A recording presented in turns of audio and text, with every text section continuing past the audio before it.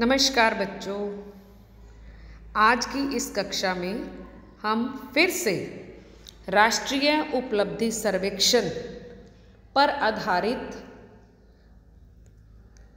बहुवैकल्पिक प्रश्न अभ्यास में करेंगे।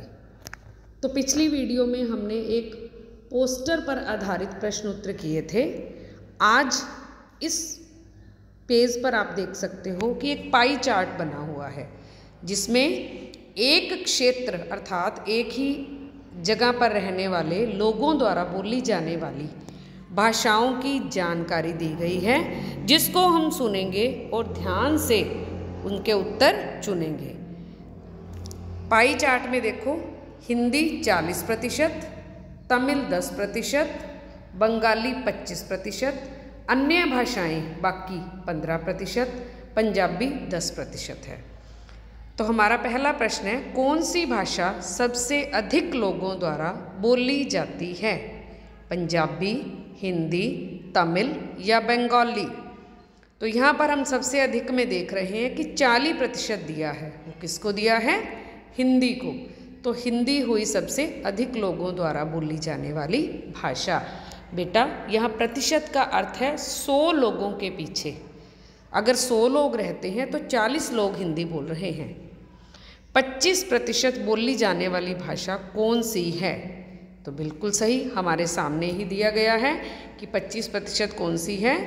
बंगाली भाषा। तो हम किसको चुनेंगे? बंगाली। तीसरे स्थान पर बोली जाने वाली भाषा कौन सी है? देखो, सबसे पहले जो अधिक बोली जाती थी 40%, दूसरी बंगाली 25%, अब तीसरी में हमारे पास क्या है? 25 से नीचे 15%, फिर 10%, फिर ये भी। तो अब हम क्या देखेंगे इसमें कि हमारे पास 15% है जो वो अन्य भाषाएं हैं जो बोली जाती हैं तीसरे स्थान पर। कुल कितनी भाषाओं की बात की गई है? हिंदी, तमिल, बंगाली, पंजाबी, अन्य बाकी भाषाएं। तो अन्य बाकी में कितनी है हमें तो पता ही नहीं है। तो उत्तर में दिया है 5, 4, 3 या नहीं बता सकते। तो हमारा उत्तर क्या होना चाहिए? बिल्कुल सही, नहीं बता सकते, क्योंकि अन्य भाषाएं कितनी हैं हमें नहीं पता। चक्र को कितने भागों में विभाजित किया गया है? 1, 2, 4 या 5? हम इसको गिन सकते हैं। 1, 2, 3, 4, 5। तो कितने हुए? हमारा उत्तर हुआ 5, तीसरे नंबर पर जो दिया है। तो इसी प्रकार से हम एक और अभ्यास करेंगे जिसमें एक फिर पोस्टर बना हुआ है, हिंदी दिवस जो अभी सितंबर में हुआ था। तो पोस्टर को हम ध्यान से देखकर समझेंगे कि पोस्टर किससे संबंधित है। अध्यापक दिवस, हिंदी दिवस या बाल दिवस या ओजोन दिवस? ऊपर ही लिखा है हिंदी दिवस, तो सही उत्तर है यही।